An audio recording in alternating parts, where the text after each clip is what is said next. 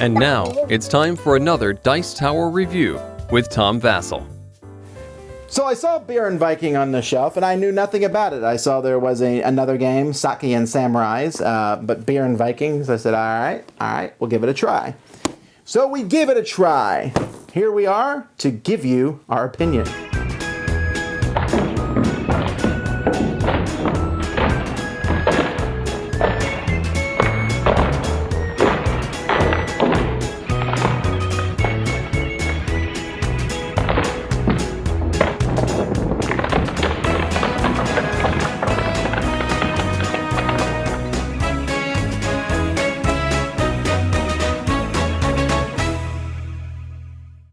At the beginning of the game, each player is given a Viking. You can have Eric the Red, or there's many different people here. Ivar the Boneless, that's always a character that I want to be. Each character has a special ability that's at the bottom. They also have a number of hit points. You're going to put cards next to them equal to the number of hit points. And so let's say, for example, that I'm going to be Sigrid the Haughty.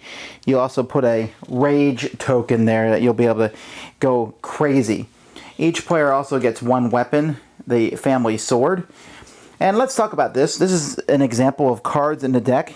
Cards in the deck actually have 3 different backs. Each of these are not used by players over the course of the game until they're dead. When they're dead as a spirit, you'll use the backs of the cards. But this is an example of a card that you'll have. You'll have 4 cards in your hand. And on a player's turn, they can play a card for the middle.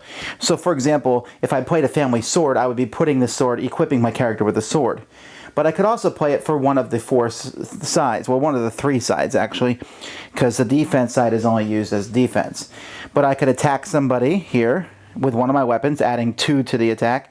I can move 1 space, or I could drink 1 beer. And the different cards that you have, you'll notice that here's a defense of 1. Here you can't drink beer with this card. Here you can drink no beer with this card either, but you can attack for 1. So the different cards will have different meanings from your hand. There are different types of cards. There are lots of different weapon cards that you can equip yourself with. When you have a weapon, it has an attack value on it, a distance that you must be away from somebody else, and sometimes weapons can be used as defensive weapons. Boarding axe. Here's a mug that lets you drink more if that's equipped. A war axe, a dragon horn, lets you put 2 beer tokens on it. Now when you drink, what you're going to do is you're going to take a beer token from this middle thing, which by the way is a piece of paper with the instructions on how to make an origami mug here, which are printed on the origami paper itself, which makes it incredibly difficult to fold. But once it's folded, there you go. And when you drink beer, if you put on a weapon, that weapon's kind of debilitated. You can put it on yourself, and you don't have your special power. You can put it on your life points. And basically, you're trying to drink as much beer as you can, because when the beer is gone, there's one more round, and whoever has drunk the most beer is the winner. Now, this game has a setup. When there's multiple characters on the table, you're going to put these cubes in between you and the next character. So when you move, you simply take a cube from one side and put it on the other, which brings me closer, like that, but farther away from the person on the other side. You can only attack the person to your right and your left. There are other cards besides just weapon cards. There are cards that are basically minions. These cards can be played from your hand to cancel an attack that has been made on you, or you can put them down and they can move around and attack the other players. An undercooked boar, which is actually pretty funny to think of that as a minion. There are event cards and special cards that you can play with such wonderful titles as Lick the Floor, Throw a Stool, Buxom Barmaid. And you notice that these cards have symbols on them, so you'll end up looking them up to see what they mean. But they usually have some kind of thematic meaning.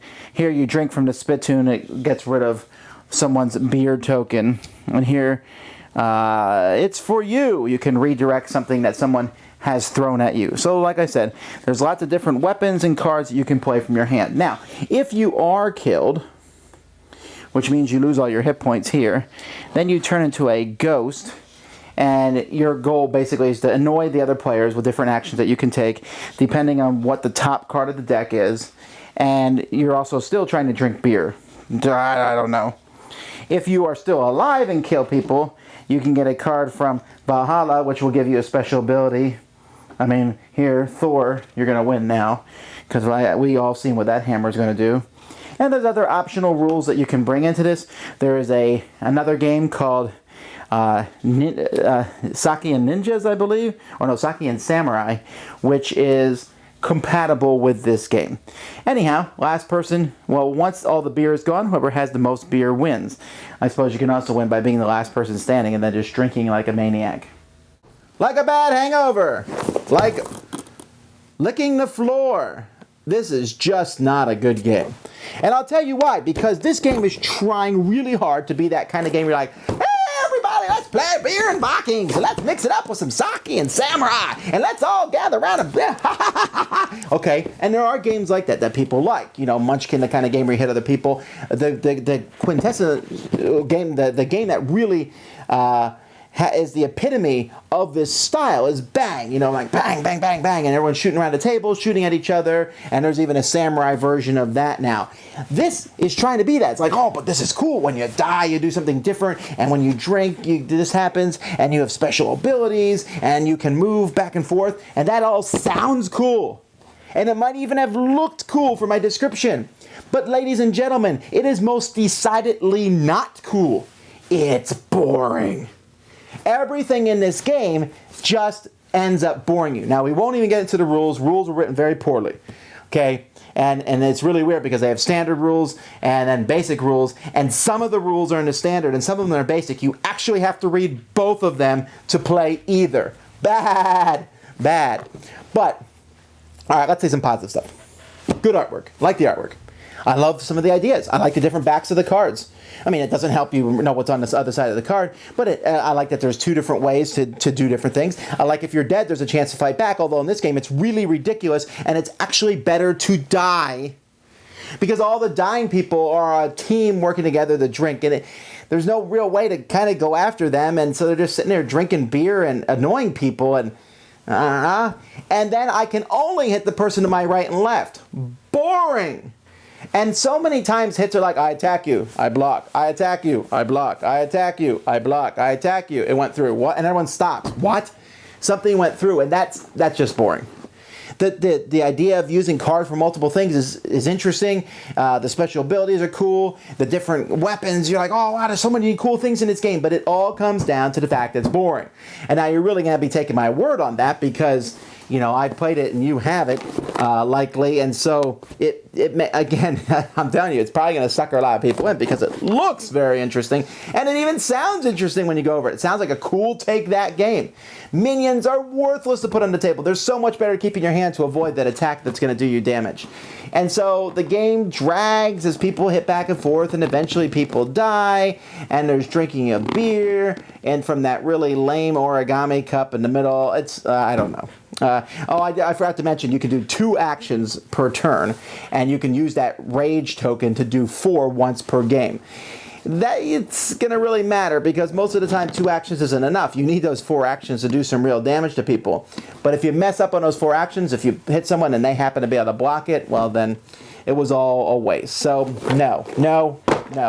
Cannot recommend it. Do not like it. Will not play the Saki game because basically this supposedly people say this is the better version of the 2. Okay, sorry, not a good game. Thanks so much for watching the Dice Tower videos. Find more great videos and reviews, as well as our top-rated audio podcast at Dicetower.com. You can also find the latest board game news at Dicetowernews.com. I'm Eric Summerer, and you've been watching The Dice Tower. The Dice Tower is sponsored by Fun Again Games, the world's best game source. Fun Again Games has over 5,000 games available. Check them out at funagain.com. Shut the door.